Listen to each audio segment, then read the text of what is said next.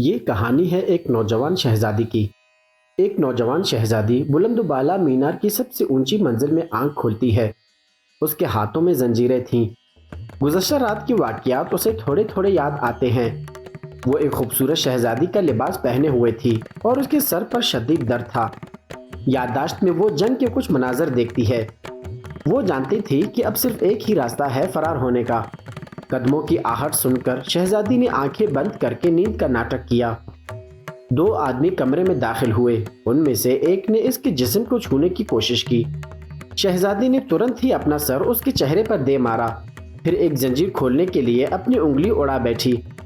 دوسری زنجیر سے اس نے اس شخص کا چہرہ توڑ ڈالا۔ غصے میں پاگل ہو کر وہ آدمی شہزادی کو فرش پر دے مارا، مگر شہزادی نے اپنے بالوں میں چھپی پن کھینچی اور سیدھا اس کے آنکھ میں گھونپ دی۔ لمبا لباس لڑائی کے دوران اسے روکے جا رہا تھا۔ دوسرے سپاہی نے آتے ہی اس کے چہرے پر زوردار تھپڑ مارا۔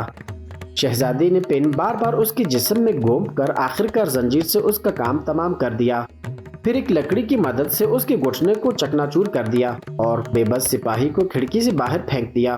شور سن کر ایک اور محافظ دوڑ آیا۔ شہزادی نے ہتھوڑا اٹھایا اور اس کی جان لے لی، پھر لاش کو اپنے بستر پر لٹا دیا جیسے وہ اب بھی پہرا دے رہا ہو۔ اب اگلا قدم تھا نیچے منزل تک پہنچنے کا۔ شہزادی نے کھڑکی سے جھانکا۔ محل کے احاطے میں اس کی پریوار کو گھٹنے کے بل جھکا دیا جا چکا تھا۔ دشمنوں نے پورے محل کو ہر طرف سے بند کر دیا تاکہ کوئی بھی باہر نہ جا سکے۔ بادشاہت پر قبضہ ہونے والا تھا۔ ایک سفارتکار کا بیٹا جولیس تاج پر نظریں گاڑے بیٹھا تھا۔ تخت پر اپنا دعویٰ جائز بنانے کے لیے وہ شہزادی سے زبردستی شادی کرنے والا تھا۔ اس کی مددگار تھی ایک جنگجو مہیلا مویرا۔ جولیس اس بادشاہ سے نفرت کرتا تھا جو دشمنوں کو شکست دینے کے بجائے انہیں پناہ دیتا تھا۔ شہزادی کو اب سب کچھ سمجھ آ گیا۔ یہ سب اس کی وجہ سے ہوا تھا۔ ایک دن پہلے اس کی شادی جولیس سے طے ہو چکی تھی۔ شادی کے بعد وہ بادشاہ کے مرنے پر خود ہی نیا حکمران بننا چاہتا تھا، مگر آخری لمحے پر شہزادی نے انکار کر دیا اور بھاگ گئی۔ اچانک ایک بھیانک ہیلمٹ پہنے شخص باتھ روم میں داخل ہوا۔ جب وہ اپنے کام میں مصروف تھا تو شہزادی پانی سے بھرے ہوئے ایک ٹب میں چھپ جاتی ہے۔ وہ بہت دیر لگا رہا تھا۔ شہزادی قریب تھی کہ دم گھٹ جائے۔ اس نے اپنا لباس پھاڑا اور دبے پاؤں باہر کی طرف نکل گئی۔ وہ آدمی پلٹا اور اس کا گلا دبوچ لیا۔ شہزادی جانتی تھی کہ اس کا جسم اتنا بڑا تھا کہ مارنے سے کچھ نہیں ہوگا، صرف اسے خود ہی چوٹ پڑے گی۔ دشمن کے پاس لمبی تلوار تھی لیکن وہ بہت سست تھا۔ شہزادی نے اس کے سست روی سے فائدہ اٹھایا۔ جب وہ تلوار گرا بیٹھا اس نے اپنی سینگوں سے حملہ کرنے کی کوشش کی۔ شہزادی اس کے کندھوں پر چڑھی اور اس کا ہیلمٹ اتارا اور اس کی سینگ سے اس کی گردن کو کاٹ ڈالا۔ اب اسے یاد آتا ہے کہ بچپن میں اسے چین سے آئی ہوئی ایک پناہ گزیر عورت نے کنگ فو سکھایا تھا۔ حالانکہ بادشاہ ان کے سخت خلاف تھا۔ دریا سے ایک مردہ سپاہی کی لاش نکالی گئی۔ جولیس کو شک ہوا شاید کوئی بدلہ لینے والا اندر داخل ہو چکا ہے۔ اس نے حکم دیا شہزادی کی نگرانی کی جائے۔ ایک تیز رفتار محافظ کو مینار کی چوٹی پر بھیج دیا گیا۔ ادھر شہزادی نے کچھ دیر وہاں رہنے کا فیصلہ کیا۔ اس نے اپنی لڑائی میں رکاوٹ بننے والی آستینیں اور دامن پھاڑ کر پھینک دیے۔ اسی دوران دو اور سپاہی اندر آئے۔ پہلے کو اس نے ایک ٹوٹی ہوئی لکڑی سے مارا، دوسرے کو اس نے رسی سے باندھ کر دیوار سے لپیٹ دیا۔ جب دونوں نے سوالوں کا جواب دینے سے انکار کیا، شہزادی نے کمان سے دونوں کو ختم کر دیا۔ اچانک سیڑھیوں سے ایک پوری فوج آتی دکھائی دی۔ شہزادی نے خود کو چھپانے کے لیے کھڑکی سے لٹکنے کا فیصلہ کیا۔ لگا کہ خطرہ ٹل گیا ہے، لیکن ایک موٹا سپاہی کھڑکی کے پاس آ کر بیٹھ گیا۔ شہزادی کو کئی منٹ مزید کھڑکی پہ لٹکنا پڑا۔ محل کے دربار میں دشمن سپاہی لوٹ مار اور شراب نوشی میں مصروف تھے۔ شہزادی دبے پاؤں گزر کر اپنے کمرے میں پہنچی۔ دراصل اسے اپنی تلوار چاہیے تھی۔ اپنے پتا کی منع کرنے کے باوجود اس نے اپنی تربیت جاری رکھی تھی۔ اس کے استاد تھے لن اور اس کا چچا کائی جو بادشاہ کا مشیر بھی تھا۔ تلوار اس نے اسے تحفے میں دی تھی۔ شہزادی نے اپنی ایڑیاں نکالی اور مضبوط بوٹ پہن کر خفیہ راستے سے نکل گئی۔ کوڑے والی سیاہ لباس میں عورت صرف کرائے کی ایک سپاہی تھی۔ وہ جولیس کی محبوبہ بھی تھی۔ جولیس نے طے کر لیا تھا تخت سنبھالتے ہی وہ بوڑھے سپاہی کا گلا کاٹ ڈالے گا۔ دکھایا جاتا ہے کہ جب وہ دونوں عشق میں مصروف تھے، شہزادی نے دیوار کے پار سے ان پر وار کرنے کی کوشش کی، لیکن وہ اس لمحے بچ گئے۔ اسی وقت ایک محافظ مینار کی چوٹی پر پہنچ گیا اور کمرے میں جھانکا۔ سب کچھ ٹھیک لگا۔ शहजादी बिस्तर पर सो रही थी। असल में वो तो साथ वाले कमरे में जा चुकी थी, जहां एक सुनहरी जर्रा पोश नाइट उसे देखकर हैरत ज़दा रह गया। पहले तो लगा कि ये सिर्फ एक खाली जर्रा है, मगर नहीं, वो एक देव हैकल इंसान था और उसकी तलवार पहले दुश्मन से भी ज्यादा बड़ी थी। उसने वार शुरू कर दिए। इर्द गिर्द की हर चीज टूटने लगी। उसकी जर्रा नाकाबिल शिकस्त थी, कोई हथियार असर न करता था। आखिरकार शहजादी ने कमजोर जगह ढूंढ निकाली, बाजुओं के नीचे और कमर के नीचे। जख्मों के बावजूद नाइट लड़ता रहा। शहजादी ने एक तेल का मटका उस पर गिराया और उसे आग लगा दी। इसी लम्हे वही मोटा सिपाही नीचे उतरा और इत्ला दी, शहजादी तो ऊपर है। जूलियस ने हुक्म दिया, हर मंजिल की तलाश ली जाए और कातिल को हर हाल में जिंदा पकड़ना है।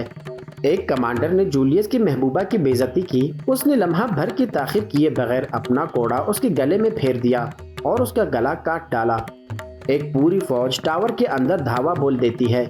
ऊपर से हवा में उड़ते हुए बाजीगर शहजादी पर हमलावर होते हैं। उनमें से कुछ उसे जख्मी करने में कामयाब हो जाते हैं, लेकिन इसकी कीमत दो कातिलों को अपनी जान देकर चुकानी पड़ती है। शहजादी पहले दस्ते से मोतियों की एक लड़ी से निमटती है, जो फर्श पर बखेर देती है। सिपाही फिसल कर गिरते हैं और वो उनके डालों पर दौड़ती हुई गुजर जाती है। अगला गिरोह इतना खुश नसीब नहीं था। उसने एक को काटा, उसकी टांग तोड़ी और उसे उल्टा लटका दिया। मजीद हमला आवर आते हैं। एक जिद्दी मगर बहुत भारी शख्स ने शहजादी का गला दबा दिया। उसे रोकने के लिए शहजादी ने उसे तलवार से चीर दिया, मगर वो फिर भी न रोका। आखिरकार उसके सर पर वार करना पड़ा ताकि वो हमेशा के लिए खामोश हो जाए। सूरत हाल मजीद बिगड़ जाती है जब शहजादी चारों तरफ से घेर ली जाती है। वो इसलिए बच गई क्योंकि हुक्म था कि उसे जिंदा पकड़ा जाए। घेराव के आलम में वो एक सिपाही के कंधे से छलांग लगाकर 5वीं मंजिल के नीचे जा गिरी। उसके पीछे सिर्फ एक ही बाजीगर छलांग लगा सका। उसी वक्त एक मोटा पहरादार उसके करीब से लड़खड़ाता हुआ गुजरा, मगर उसे देख न सका। जल्द ही शहजादी फिर से घेर ली गई। वो एक खिड़की से कूद गई, एक झंडा थामा, दीवार के साथ दौड़ी और एक और बेडरूम में दाखिल हो गई। अब वो बुरी तरह जख्मी हो चुकी थी। उसे छुपने और जख्मों की देखभाल करने की जरूरत थी। उसका जहन एक पुरानी गुफ्तगू की तरफ पलटता है। बादशाह के कोई बेटे न थे जो तख्त का वारिस बनते, इसलिए मजबूरन उसे अपनी बेटी की शादी जूलियस से करनी पड़ी। अगरचे लड़की ने हमेशा ख्वाब देखा था कि वो एक दिन सल्तनत पर हुकूमत करेगी, मगर वो सिर्फ बादशाह की बेटी ही बनकर रह गई। उसकी वालिद की उम्मीद थी कि वो जूलियस के साथ अपनी रातें गुजारने का हौसला रखेगी, मगर शहजादी के दिल में कुछ और ही था।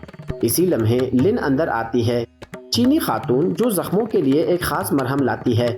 ये मरहम उसके शागिर्द को जल्द सेहतयाब कर सकता था। लिन बताती है कि पिछली रात जूलियस ने शाही मुहाफिजों को कत्ल कर दिया। सिर्फ वो और चंद दीगर बच सके। उन्होंने गंदे नाले के जरिए फरार होने का मंसूबा बनाया, लेकिन उसका दाखिली रास्ता बावर्ची खाने तक ही खुलता था, जहां पहले ही कुछ फौजी तैनात थे। उन्होंने एक बावर्ची को दीवार से चिपका रखा था। खुशकिस्मती से लड़कियां वक्त पर पहुंच गईं। उन्होंने जल्दी से उन बदकमाशों को ठिकाने लगा दिया, यहाँ तक कि एक बंद गोभी भी उन हमला आवरों को न बचा सका। इन जंगजू महिलाओं ने सबको नेस्त नाबूद कर दिया, मगर फिर मुगीरा दाखिल हुई। एक छड़ी की एक जर्ब से उसने लिन का कंधा तोड़ दिया और शहजादी को छत पर लटका दिया। किसी तरह दोस्तों ने पलट कर वार किया। लिन ने शहजादी को नाले के जरिए फरार होने का हुक्म दिया और खुद मुगीरा का सामना करने रुक गई। गंदे पानी में एक घटिया गोते के बाद शहजादी कैद खाने में छुपकर दाखिल होती है, जहां उसका परिवार कैद था। पहरादार 3 नशई सिपाही थे। शहजादी ने खुद भी शराब पी, फिर उन तीनों को आसानी से खत्म कर दिया। उसका बाप कभी सोच भी नहीं सकता था कि उसकी बेटी इतनी बेरहमी से कत्ल कर सकती है, मगर लम्हा गुजर गया। किसी ने उसको बेहोश किया और जब वो आग खोलती है तो खुद को बादशाह के महल में पाती है। लिन भी पकड़ी जा चुकी थी। जब जूलियस ने लिन के चेहरे को छूने की कोशिश की तो लिन ने उसकी उंगलियां काटने की कोशिश की। गासिब अब भी शहजादी से शादी करना चाहता था, मगर उसने खबरदार किया, अगर उसने ऐसा किया तो वो उसकी जिंदगी को जहन्नुम बना देगी। जूलियस को ये बात नागवार गुजरी। अब वो सोचने लगा शायद वो इस नाफरमान लड़की को कत्ल कर दे और उसकी छोटी बहन वायलेट से शादी कर ले। अचानक शहजादी ने एक और मसला खड़ा कर दिया। उसी वक्त लिन वायलेट को लेकर वहाँ से फरार हो गई। हमारी हीरोइन खिड़की से बाहर फेंक दी जाती है। वो बहुत बुलंदी से पानी में जा गिरती है। पत्थर की तरह डूबते हुए इसकी बचपन की यादें उसे होश में ले आती हैं। شہزادی نے دریا کے فرش پر پڑے نوکدار پتھر سے اپنی رسیاں کاٹی اور پانی کی سطح تک تیرنے لگی۔ ادھر جولیس نے فوراً شادی کی تیاریاں شروع کر دی، لیکن پہلے اسے اپنی نئی دلہن وائلٹ کو ڈھونڈنا تھا۔ شہزادی بھی اس کی تلاش میں نکلتی ہے۔ راستے میں اسے ایک اور نائٹ ملتا ہے، مگر اس بار وائلٹ اس پر ایک وزنی اسٹیچو گرا کر اسے بے ہوش کر دیتی ہے۔ لن سے دوبارہ مل کر وہ تینوں ایک خفیہ اسلحہ خانے میں اترتی ہیں۔ قلعے میں فوجی توڑ پھوڑ مچا رہے تھے، مگر ان جنگجو عورتوں نے چمڑے کا لباس پہنا۔ شہزادی نے تلوار اٹھائی، لن نے اپنا خاص کمان سنبھالا۔ وائلٹ ابھی لڑائی کے لیے تیار نہیں تھی، اس کی ذمہ داری چھپنا تھی۔ جولیس اب ملکہ کو اذیت دے کر اس سے وائلٹ کو بلوانا تھا، مگر باہر سے جنگ کی آوازیں آنے لگیں۔ یہ وہی شہزادی تھی جو بار بار مرنے سے انکار کرتی تھی۔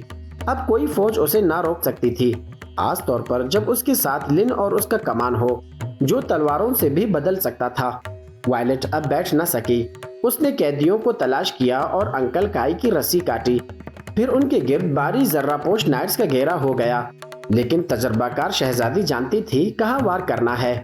جولیس کو آخر کار وائلٹ مل جاتی ہے اور وہ فوراً اس سے شادی کا فیصلہ کرتا ہے، مگر لڑکیوں نے رحم نہ کیا۔ انہوں نے دشمنوں کو تلواروں سے چیر کر رکھ دیا۔ آخری دشمن ایک تیر انداز تھا۔ لن قلعے کے اندرونی محافظوں سے لڑتی رہی، اس کے انکل نے اس کی مدد کی۔ ادھر مویرا آخری وار کے لیے تیار ہو چکی تھی، ہمیشہ کی طرح اس کے ہاتھ میں کوڑا تھا۔ بادشاہ نے جولیس کی تلوار چھیننے کی کوشش کی، لیکن جولیس نے اسے پیٹ میں گھونپ دیا۔ ان دونوں کی لڑائی میں شہزادی کی تلوار چھن گئی، مگر وہ قریب پہنچ گئی۔ مویرا کی ہی ہتھیار سے اس کی گردن کو توڑ دیا۔ لن بھی اپنی جنگ ہار چکی تھی۔ جولیس نے چینی جنگجو کو شدید زخمی کر دیا تھا، وہ زمین کے گر پڑی۔ یہی لمحہ تھا جب وہ مغرور داڑھی والا غاصب اپنے سر پر تاج رکھتا ہے اور سابقہ دلہن کو آخری جنگ کا چیلنج کر دیتا ہے۔ وہ طاقتور اور چالاک دشمن تھی۔ اس نے چھپ کر شہزادی کی ٹانگ پر وار کیا۔ شہزادی نے پوری قوت سے لڑائی کی، مگر آخرکار اس کی تلوار گر گئی اور وہ گھٹنوں پر آ گئی۔ جولیس کو لگا کہ وہ ہار مان چکی ہے۔ اس نے اعلان کیا کہ وہ طاقت اور خوف سے حکومت کرے گا۔ ثبوت کے طور پر وہ شہزادی کو قتل کر دے گا۔ اس کا سر تمام لوگوں کے لیے سبق ہوگا۔ مگر عین اسی لمحے بادشاہ نے جولیس کو ہٹایا۔ شہزادی نے موقع سے فائدہ اٹھایا اور غاصب کا سر تن سے جدا کر دیا۔ بادشاہ نے دوبارہ تاج پہنا اور اعلان کیا اب اسے کسی شادی کی وارث کی ضرورت نہیں۔ اب پہلی بار تاریخ میں ایک عورت حکومت کرے گی، خاص طور پر وہ عورت جو اکیلے ایک پوری فوج کو شکست دے سکتی ہو۔ شکر ہے چینی مرہم کا۔ لن چند لمحوں میں دوبارہ کھڑی ہو گئی اور اپنی شاگرد کو گلے لگا کر داد دی، اور آخر کار موٹا سپاہی بھی اپنی مہم میں کامیاب ہو گیا، یعنی کہ اس نے باغی شہزادی کو ڈھونڈ نکالا۔ اس کے ساتھ ہی اس خوبصورت سی مووی کی کہانی یہیں پہ ختم ہو جاتی ہے۔